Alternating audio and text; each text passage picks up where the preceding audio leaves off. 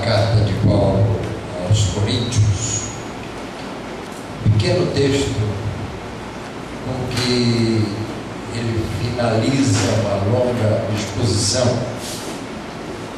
É o versículo 7 do capítulo 5 da carta de Paulo aos Coríntios, segunda carta.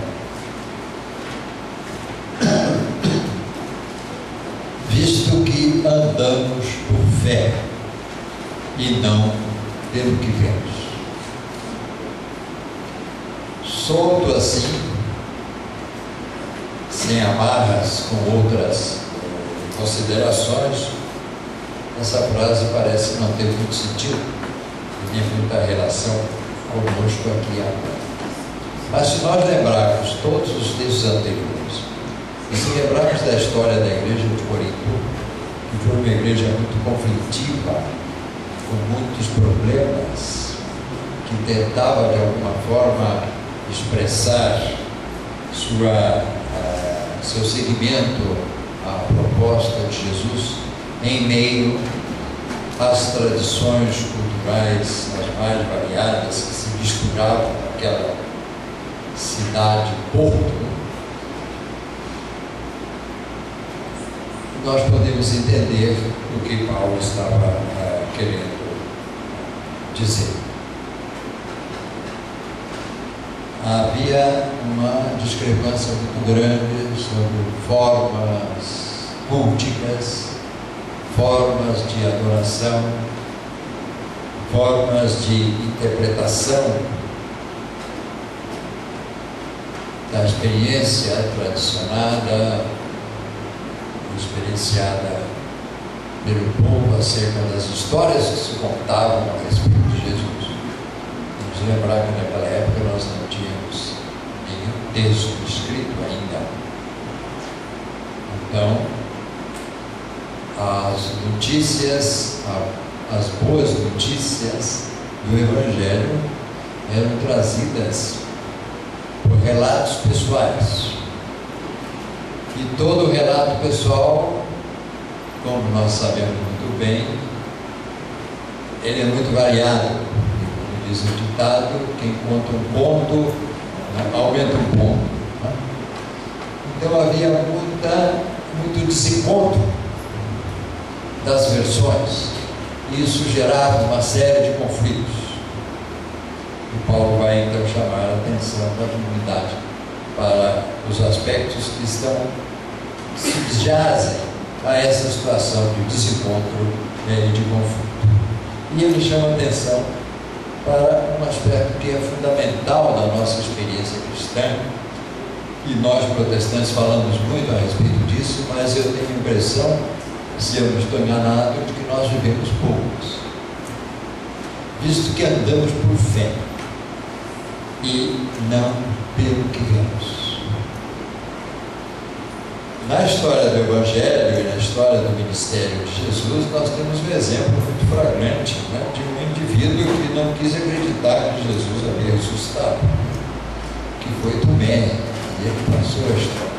Aquele que não crê, ou aquele que só crê, só aceita se ele puder ver com os próprios olhos.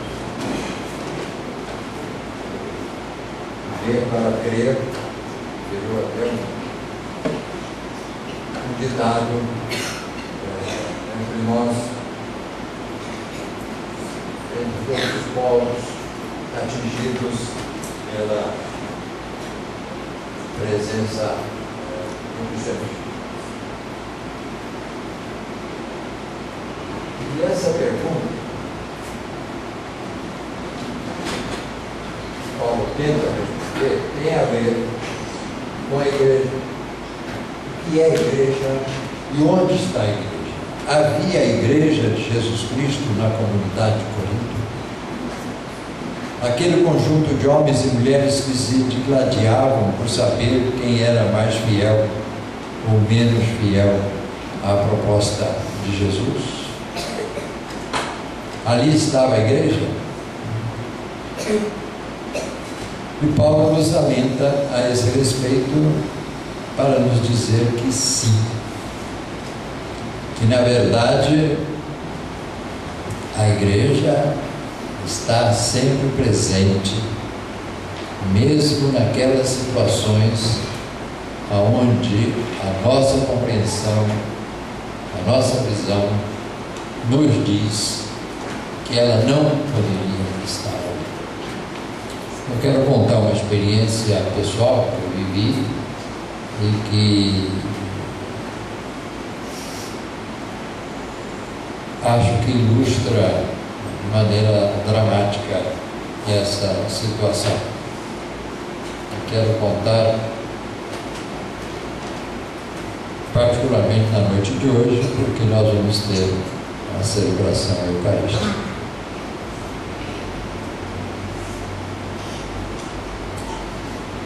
Eu fui preso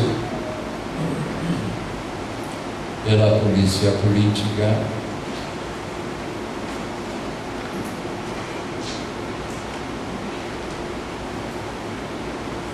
no mês de maio de 1970. Meu nome apareceu num depoimento de uma jovem presa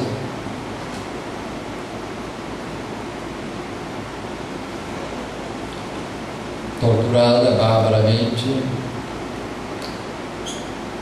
porque os seus algozes queriam que ela desse o endereço, a direção, o paradeiro do meu irmão mais novo, Ivan Mota Dias.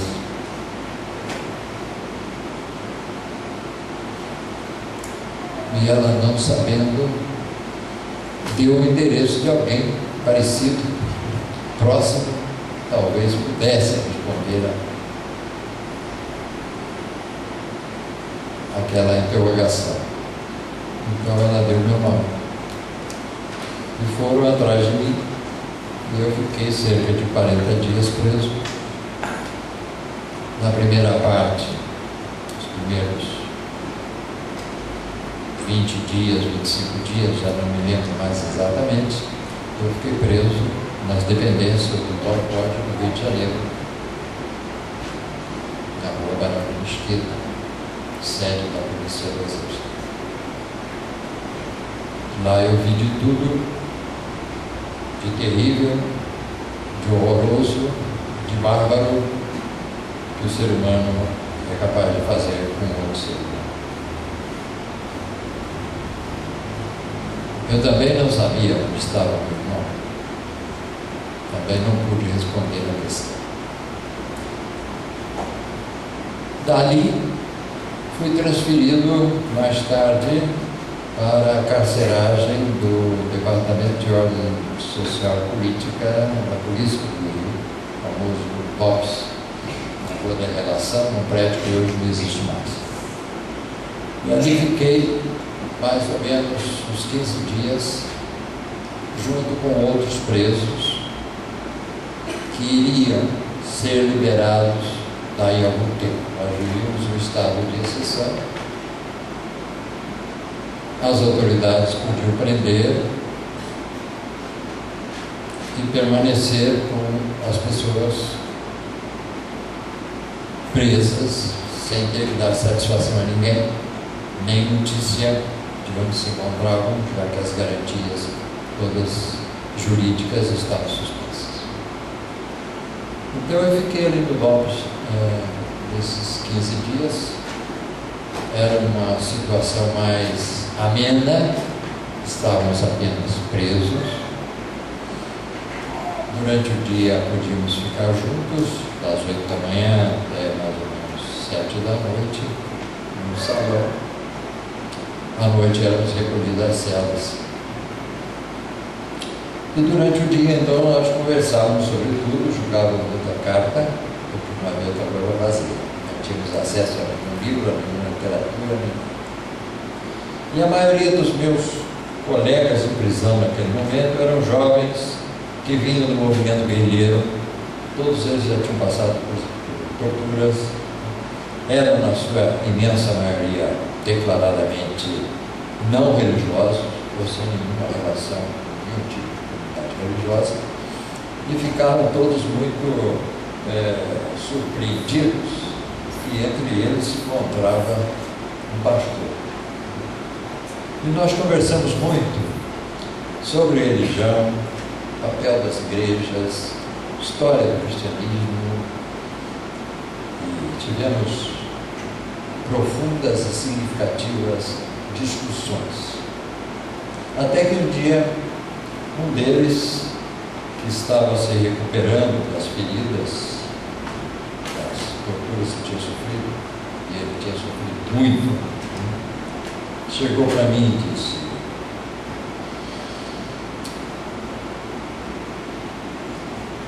Zwingli, nós queremos que você celebre uma missa para nós.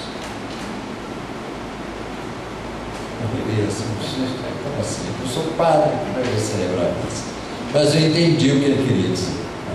A missa, como todos vocês sabem, é a celebração eucarística para a missão. A palavra missa vem de missão. Eles queriam que eu realizasse uma celebração eucarística. Eu disse: bom, é desejo seu ou de todo o grupo? Primeiro você discuta com o grupo. Se o grupo todo quiser, eu não terei nenhum problema. Mas se alguns não quiserem, também não quero discriminá-los. Então nós vamos discutir se vamos fazer isso ou não vamos fazer, e como vamos fazer, etc. Bom, então tivemos toda uma discussão, umas 2 horas de conversa sobre o sentido de tudo aquilo. E afinal, concordamos, e todos queriam, só que nós não tínhamos nem pão, nem vinho.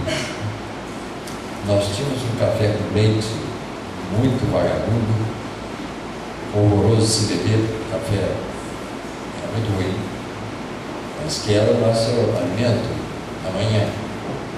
E bolachas. Nos alimentávamos com bolachas. Era o material que nós tínhamos.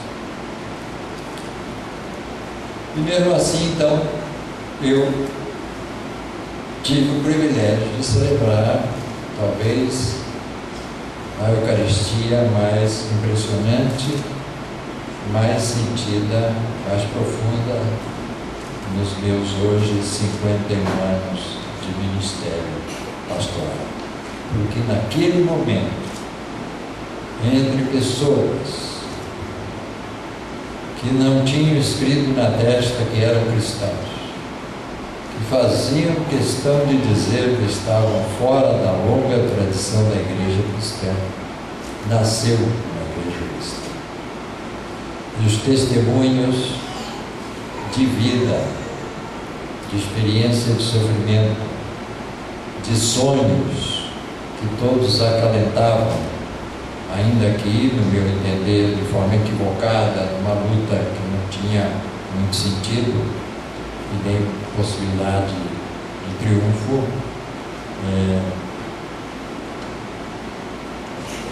mostrou que a palavra que Jesus nos traz, de que o Espírito sopra onde quer, não sabemos de onde ele vem, nem para onde ele vai,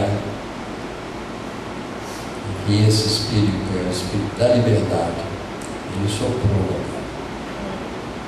E aquelas pessoas ressuscitaram,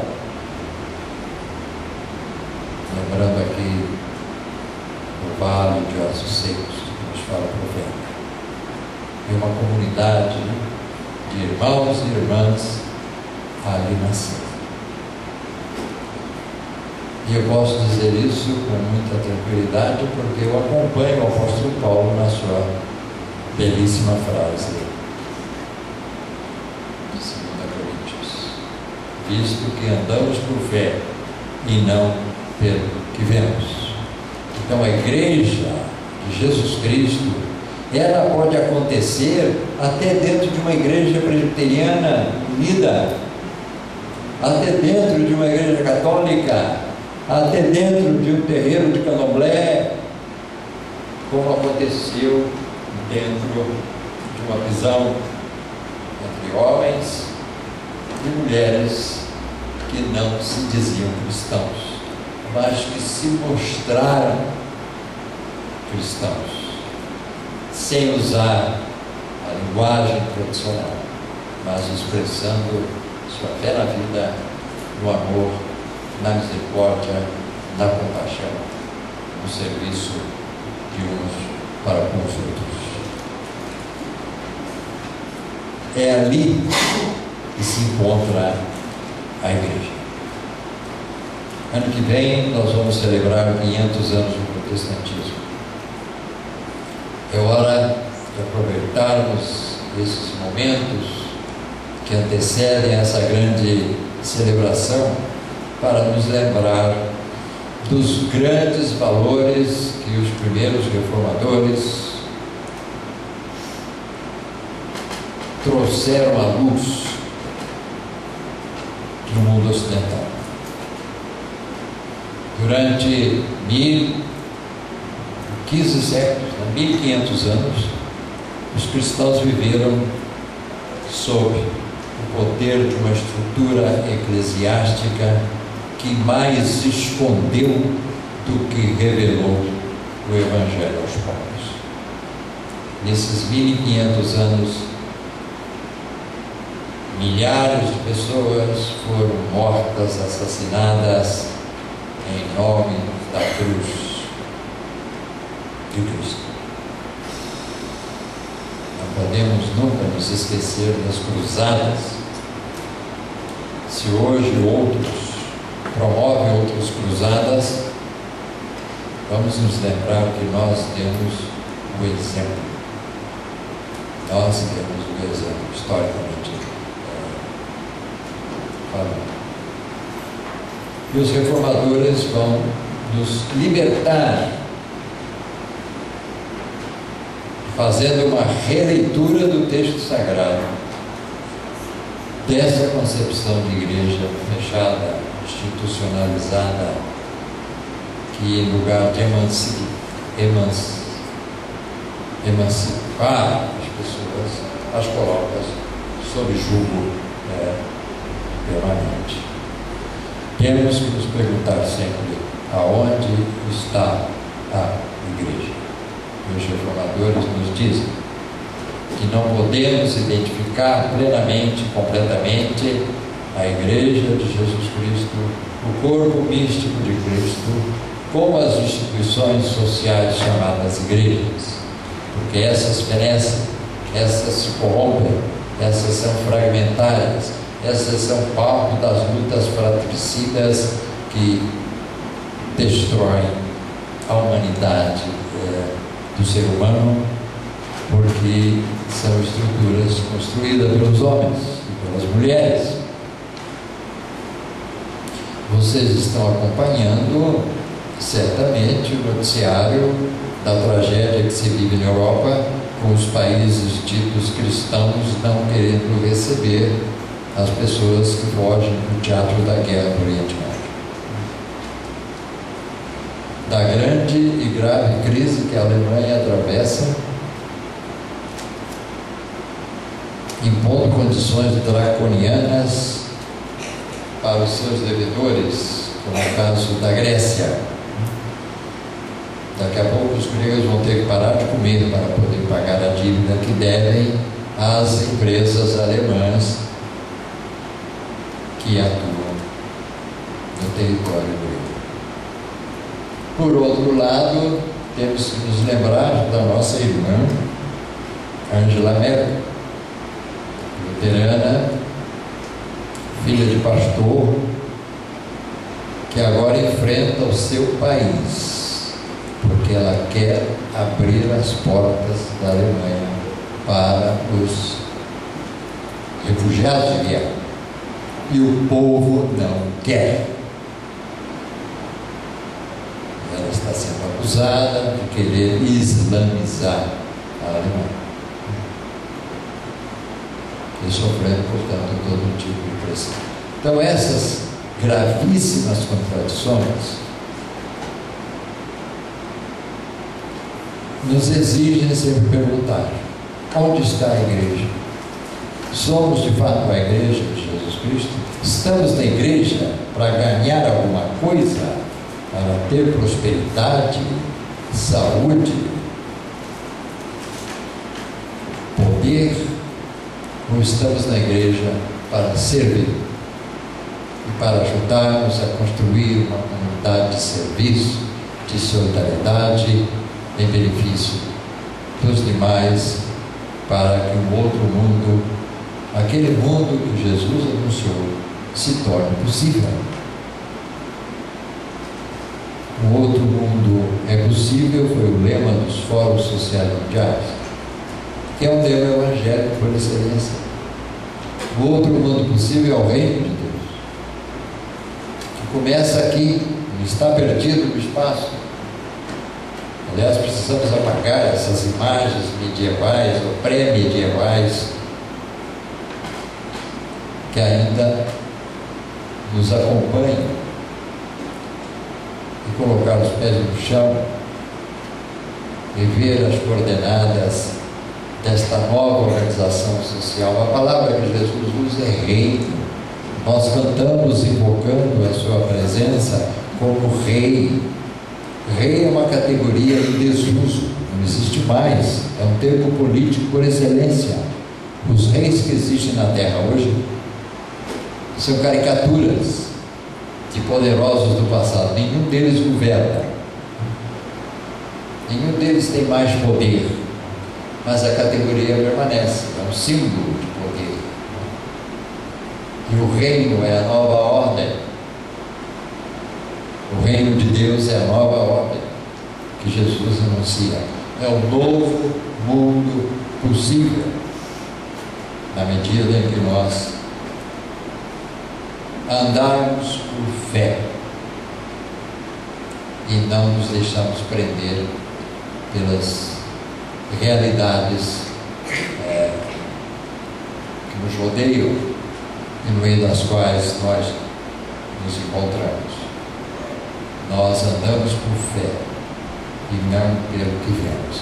Então havia igreja de Jesus Cristo na igreja de Corinto. E Paulo enxergava essa igreja em meio ao turbilhão das confusões e das lutas fratricidas que havia dentro. E os reformadores nos ensinam isso. O corpo místico de Cristo está em todos os lugares. E ele aparece e acontece como um evento, um acontecimento. Aquele acontecimento absolutamente inesperado que eu vivi há décadas atrás naquela prisão. É um exemplo disso. E vocês já devem ter vivido outras experiências, as mais diferenciadas, em que esse evento aconteceu. O Deus que nós cultuamos,